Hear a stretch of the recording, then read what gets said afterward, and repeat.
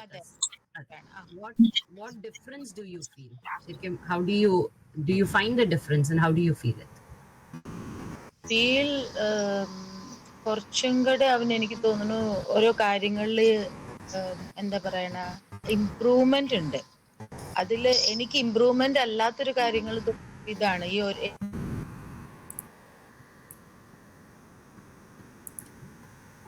കാര്യം ഒഴിച്ചിട്ട് ബാക്കി എല്ലാത്തിലും അവൻ ഓക്കെയാണ്. പിന്നെ എഴുതുന്ന കാര്യങ്ങളാണെന്നുണ്ടെന്നുണ്ടെങ്കിലും അതിന്റെയൊക്കെയുള്ള ഒരു ബുദ്ധിമുട്ട് ഒഴിച്ചിട്ട് ബാക്കി എല്ലാ കാര്യങ്ങളിലും നല്ലതാണ്. Okay. എനിക്ക് കുറച്ചുകൂടി പ്രോഗ്രസ് ആയിട്ടാണ് തോന്നുന്നത്. Okay. ടീച്ചേഴ്സ് എല്ലാം വളരെ കോപ്പറേറ്റീവ് ആയിട്ട് എപ്പോഴും ഇപ്പൊ സപ്പോസ് ഇപ്പൊ നമ്മൾ ഓൺലൈൻ ആണെന്നുണ്ടെങ്കിൽ പോലും ഇങ്ങനെ വിളിക്ക് കാണാണ്ടിരിക്കുമ്പോ മിസ് ചെയ്ത് വിളിച്ച് എവിടെ ആണെന്നുണ്ടെങ്കിൽ നമുക്കൊരു ഓഫ്ലൈൻ സ്കൂളിനേക്കാളും എനിക്ക് തോന്നുന്നു അങ്ങനെ വിളിക്കും കറക്റ്റ് ആയിട്ട് അങ്ങനെ നോട്ടീസ് ചെയ്യുന്നുണ്ട്. അപ്പൊ ഒരു പേഴ്സണലൈസ്ഡ് അപ്രോച്ച് എന്നുള്ള രീതിയിൽ തോന്നുന്നുണ്ട് മാമിന്. അതെ അതെ അതെ അതെ. എനിക്ക് അതിൽ ഭയങ്കര കാരണം നമുക്ക് ഓഫ്ലൈൻ സ്കൂളിൽ നമുക്കൊരു നൈറ്റ് വരുമ്പോൾ നമുക്ക് അറിയത്തില്ല ഇത്രയും കുട്ടികളുടെ ഇടയിൽ നിൽക്കുമ്പോൾ പോലുള്ള ഇതൊക്കെ ഇത്രയും ഹൈപ്പർ ആക്റ്റീവ് ആയിട്ടുള്ള ഒരാളെ എങ്ങനെ നോട്ടീസ് അതെനിക്കറിയില്ല. പക്ഷെ ഇവൻ വിളിച്ചിങ്ങനെ അവന് വിളിച്ചു നിർത്തുമ്പോഴത്തേക്കിനും അവനത് ചെയ്യുന്നുണ്ട്. അവന് എന്തെങ്കിലും ഒരു എന്തെങ്കിലും മാറിപ്പോയാലാണ് പുള്ളി ഇപ്പൊ വേറെ ആരെങ്കിലും സംസാരിച്ചുകൊണ്ടിരിക്കുമ്പോൾ പുള്ളി പിന്നെ കുറച്ചേരൊക്കെ നോക്കിയിരിക്കും, പിന്നെ നോക്കുമ്പോ ഇതിനും എഴുന്നേറ്റ് ഓടും. ബാക്കി അതർവൈസ് ബാക്കി എല്ലാം കുറച്ചും കൂടെ നല്ലതായിട്ടാണ് എനിക്ക് തോന്നുന്നത് ഓൺലൈൻ സ്കൂളിൽ. പിന്നെ ഈ ഹാൻഡ് റൈറ്റിങ്ങിന്റെ ഇല്ല മാം, അതാണ് എനിക്കൊരു എങ്ങനെയാണ് പിടിച്ചിരുത്തി ഞാൻ കുറെ തന്നെ ട്രൈ ചെയ്യുന്നുണ്ട്, പക്ഷെ അവനെ ഇരിക്കാത്തതിന്റെ ഒരു ബുദ്ധിമുട്ടുണ്ട്. മാത്സും ഞാൻ അത്ര ടാലന്റഡ് ആയിട്ടുള്ള ഒരാളല്ല മാത്സിന്റെ അത്, എനിക്കിത് എങ്ങനെ ഡീൽ ചെയ്യണമെന്നും അറിയത്തില്ല. അല്ല, അത് കുഴപ്പമില്ല. അത് ഞങ്ങളൊന്ന് സംസാരിച്ചിട്ട് അതെങ്ങനെ ആരംഭം ഇരുത്താൻ പറ്റും എന്നുള്ളത് ഞങ്ങളൊന്ന് ഡിസ്കസ് ചെയ്തിട്ട് മാമിനെ അറിയിക്കാം. വേണമെങ്കിൽ കുറച്ച് ആക്ടിവിറ്റി ബേസ്ഡ് ആയിട്ട് വേണമെങ്കിൽ തരാം.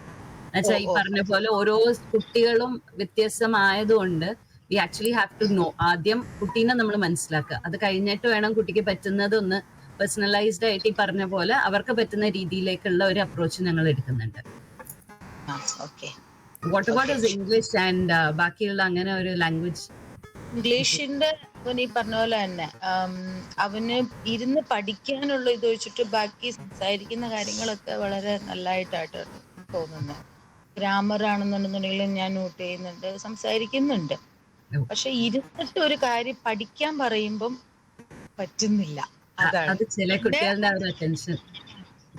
അറബിക്കും ഹിന്ദിയിലും എനിക്ക് തോന്നുന്നു കുറച്ചും കൂടെ അവനൊരു കൂടുതലായിട്ട് വേണമെന്ന് തോന്നുന്നു. ഐ മീൻ അതിന്റെ ഒരു ഒന്നാമത്തെ നമുക്ക് മാമിനെ അറിയാലോ, നമുക്ക് ഇതിനെപ്പറ്റി ഒന്നുള്ള ഒരു ഇതില്ല. അറബിക് ആണെന്നുണ്ടെങ്കിൽ എന്തെങ്കിലും ഒരു ഡൗട്ട് ചോദിച്ചാൽ പോലും എനിക്ക് പറഞ്ഞു കൊടുക്കാൻ അറിയില്ല. പിന്നെ ഇവരൊക്കെ കൂടി ഇവരുടെയൊക്കെ ഒരു ഇത് നോക്കിയിട്ടാണല്ലോ ചെയ്യുന്നത്. എന്തെങ്കിലും ട്യൂഷനോ കാര്യങ്ങളോ എന്തെങ്കിലും വേണമെന്നുണ്ടെന്നുണ്ടെങ്കിൽ മാം പറഞ്ഞാൽ നമ്മൾ അതിന് അഡീഷണലി ആഡ് ചെയ്യും. അല്ല, അതങ്ങനെ ഇപ്പം ശരിക്കും പറഞ്ഞാൽ ഓൾറെഡി നമ്മൾ ഓൺലൈനിൽ കൊടുക്കുമ്പോൾ നമ്മൾ മാക്സിമം അവർക്ക് പറ്റാവുന്ന രീതിയിൽ ഇനി അഡീഷണൽ വേണ്ട എന്നുള്ള രീതിയിലാണ് പൊതുവെ ഞങ്ങൾ ഫോക്കസ് ചെയ്യുന്നത്. അപ്പം ഇപ്പൊ സെക്കൻഡിലായിട്ടുള്ള ജസ്റ്റ് ഇൻ ഗ്രേഡ് 2 പൊങ്ങുമ്പോഴത്തേക്കും അത് ശരിയാവും. ശരിക്കും പറഞ്ഞാൽ ഇങ്ങനെ ഒരു കോൺസെൻട്രേഷൻ സ്പാൻ കുറവുള്ള കുട്ടികൾ ഇപ്പോഴത്തെ ഒരു ജനറേഷനിലുള്ളതാണ്. Most of the students hyperactive എന്ന് പറയാം നമുക്ക്. അപ്പം അത് നമ്മൾ ശരിക്കും നോക്കുമ്പോൾ എൽഡർ സ്റ്റുഡൻസും നമ്മുടെ യങ്ങർ സ്റ്റുഡൻസും നമ്മൾ കുട്ടികളുമായിട്ട് നമ്മൾ നോക്കുമ്പോൾ സിബ്ലിങ്സിൽ തന്നെ നല്ലൊരു ഡ്രാസ്റ്റിക് ചേഞ്ചാണ് കാണുന്നത്. അത് എസ്പെഷ്യലി തേർഡും സെക്കൻഡ് ചൈൽഡൊക്കെ ആകുമ്പോഴത്തേക്കും ഭയങ്കര നേച്ചറിൽ തന്നെ വ്യത്യാസമാണ്. ഫസ്റ്റ് ചൈൽഡിനെ പോലെ ഒരിക്കലും ആവില്ല. അപ്പൊ അത് കുഴപ്പമില്ല, because is just in grade 2. പക്ഷെ ആ ഒരു കുറച്ചാള് ഓൺലൈനിലേക്ക് വരുന്നുണ്ടല്ലോ. ഇപ്പൊ ചില സബ്ജക്ട്സ് അവൻ ചെയ്യുന്നുണ്ട്, ചിലതിൽ അത് മാം മൈൻഡ് ചെയ്യണ്ട. അത് നെക്സ്റ്റ് ഇയർ ഒക്കെ ആകുമ്പോഴത്തേക്കും അതിൽ നമുക്ക് ഇമ്പ്രൂവ്മെന്റ് ചെയ്യാം. അത് ആ രീതിയിൽ നമ്മൾ അത് ക്യൂറേറ്റ് ചെയ്ത് ചെയ്യാം. പിന്നെ ഈ അറബിക്കും ഹിന്ദിയും ശരിക്കും പറഞ്ഞാൽ ഗ്രേഡ് 2 കുട്ടികൾക്കുള്ള നോളജ് ഒക്കെ അറബിനുണ്ട് ഇപ്പം. അപ്പൊ അത്ര നമുക്ക് ഹൈ ലെവലിലേക്ക് പോകണം എന്നില്ല. 2, 3, 4 ഒക്കെ ആകുമ്പോഴത്തേക്കും നമുക്ക് അത് പിക്കപ്പ് ചെയ്യാം. അപ്പം ഫോഴ്സ്ഫുള്ളി അവനെ കൊണ്ട് മാം ഒന്നും പഠിക്കുന്ന കാര്യം എസ്പെഷ്യലി അതൊന്ന് നോട്ട് ചെയ്താൽ മതി. എന്ന് വെച്ചാൽ കൂടുതലും കുട്ടികൾ നമ്മൾ ഫോഴ്സ് ചെയ്ത് പഠിപ്പിക്കുന്നതിലേക്ക് വരുമ്പോഴാണ് ഈ കുട്ടികൾക്ക് ഒരു ഡിസ്ലൈക്ക് വന്നു പോയാൽ പിന്നെ അത് എപ്പോഴും അതൊരു അങ്ങനെ ഒരു അവന് ഇഷ്ടമുള്ള സമയത്ത് അവൻ എന്തെങ്കിലും ഇപ്പൊ സയൻസ് നല്ല ഇഷ്ടത്തിൽ ഇരുന്ന് പഠിക്കുമ്പോൾ വേണമെങ്കിൽ ഒരു 2 മാത്സ് ക്വസ്റ്റ്യൻ അതിന്റെ കൂടെ കൊടുക്കുക. അങ്ങനെ എന്തെങ്കിലും ചെയ്ത് മാത്സ് എന്ന് പറഞ്ഞ് സെപ്പറേറ്റ് ഒരു ടൈമിന് അവന് ഇരുത്തേണ്ട ആവശ്യമില്ല. ഇപ്പൊ ഇംഗ്ലീഷ് പഠിക്കുകയാണെങ്കിൽ ഇംഗ്ലീഷിൽ ഒരു വേർഡ് പ്രോബ്ലം പോലെ ഒരു മാത്സിന്റെ ഒരു ക്വസ്റ്റ്യൻ കൊടുക്കുക. അപ്പൊ അത് ഇംഗ്ലീഷ് വായിക്കുന്ന പോലെ തന്നെ അവൻ അത് ഇംഗ്ലീഷിന്റെ ഒരു വായനയിൽ അവൻ അവിടെ അഡിഷനോ മൾട്ടിപ്ലിക്കേഷൻ എന്താണെന്ന് വെച്ചാൽ. അപ്പൊ അങ്ങനെ കുറച്ച് വർഷമായിട്ട് നമ്മൾ സ്കില്ലാണ് ശരിക്കും കുട്ടികളുടെ ചെക്ക് ചെയ്യുന്നത്. എസ്പെഷ്യലി IGCSE നമ്മൾ കരിക്കുലം, ബ്രിട്ടീഷ് കരിക്കുലം ഒക്കെ വരുമ്പം നമ്മൾ CBSE പോലെ അവരുടെ അക്കാഡമിക്കിനെ കാട്ടി അവരുടെ എല്ലാ ഓവറോൾ സ്കിൽ ഡെവലപ്മെന്റിലാണ് ഞങ്ങൾ ഫോക്കസ് ചെയ്യുന്നത്. അപ്പം അതാണ് ശരിക്കും, അതുകൊണ്ടാണ് ഞാൻ ചോദിക്കുന്നത്, how do you find the improvement, ഒരു ചേഞ്ച് എന്ന് വെച്ചാൽ നോട്ട് ഓൺലി അക്കാഡമിക്കലി പക്ഷെ അല്ലാതെ തന്നെ ലൈഫിലും ഒക്കെ കുറച്ച് അവന്റെ ആ ഒരു ഇതിലൊക്കെ കുറച്ച് ചേഞ്ചസ് ഇംപ്രൂവ്മെന്റ്സ് മാം നോട്ട് ചെയ്യുന്നുണ്ടല്ലോ. അപ്പൊ ആ ഒരു ഓവറോൾ ഇംപ്രൂവ്മെന്റ് ആണ് ഞങ്ങൾ നോക്കുന്നത്. പിന്നെ എന്തെങ്കിലും സജഷൻസ് ഉണ്ടോ that you can tell madge has to improve on this or the teaching പ്രാക്ടീസസിൽ?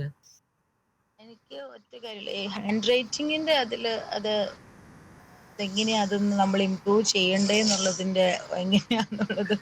കാരണം ഒരിക്കലും നമ്മളൊരു എഴുതി വരുമ്പോ അവൻ ഒരിക്കലും എന്താ പറയണ ഒരു സ്പേസ് ഇടാനോ അങ്ങനെയൊന്നും അവൻ ചെയ്യുന്നില്ല. അപ്പൊ അതൊന്ന് ഇപ്പൊ ടീച്ചേഴ്സിനെ കാണിക്കുമ്പോ അതിൽ അവരൊന്ന് പറഞ്ഞു കൊടുക്കുമ്പോ അവന് കുറച്ചും കൂടെ എനിക്ക് തോന്നുന്നു മനസ്സിലാവും. ഞാൻ പറഞ്ഞു കൊടുക്കുന്നേക്കാളും ടീച്ചർ പറയുമ്പോൾ there is A space, then first letter start with capital letter, അങ്ങനെ ഒന്ന് ഇത് പറയുമ്പോ അവൻ കുറച്ചും ചേഞ്ചസ് ഉണ്ടാവും. ഒരു സ്പേസ് ഇടുന്നതും അതൊക്കെ പറഞ്ഞു കൊടുത്താൽ അതെ മതി. അതെ, റൈറ്റിംഗ് സ്കില്ല് ഒന്ന് ഡെവലപ്പ് ചെയ്യുക അല്ലേ, അതാണ് മെയിൻ ആയിട്ട്.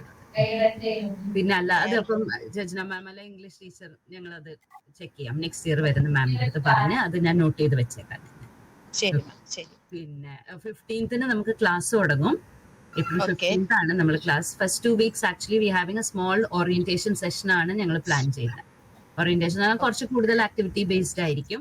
പിന്നെ കുട്ടികൾക്ക് ജസ്റ്റ് ഒരു ബ്രിഡ്ജ് പോലെ കഴിഞ്ഞ വർഷം അവർ പഠിച്ചതൊന്ന് ജസ്റ്റ് ഒന്ന് റീക്യാപ്പ് ചെയ്ത് make them into grade 3 എന്നുള്ളത്. എന്നിട്ട് May 1st ആവുമ്പോഴാണ് we are planning on starting academic curriculum start ചെയ്യുള്ളൂ.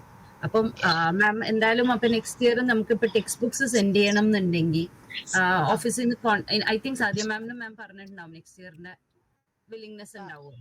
അപ്പൊ അങ്ങനെയാണെങ്കിൽ ടെക്സ്റ്റ് ബുക്കിന്റെ നമുക്ക് അഡ്രസ്സും കൂടെ കിട്ടുകയാണെങ്കിൽ ബിഫോർ ഒരു April ലാസ്റ്റ് വീക്ക് ആകുമ്പോഴത്തേക്കും ടെക്സ്റ്റ് ബുക്സ് ബൈ കൊറിയർ ആണ് ഞങ്ങൾ അവിടെ എത്തിക്കാനുള്ള.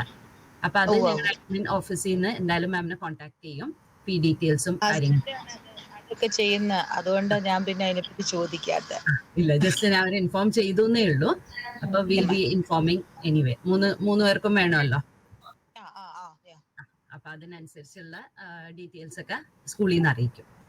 ഓക്കെ, ശരി. അപ്പൊ ശരി, thank you. Thanks a lot. Thank you. Okay, bye-bye. Aaron, bye.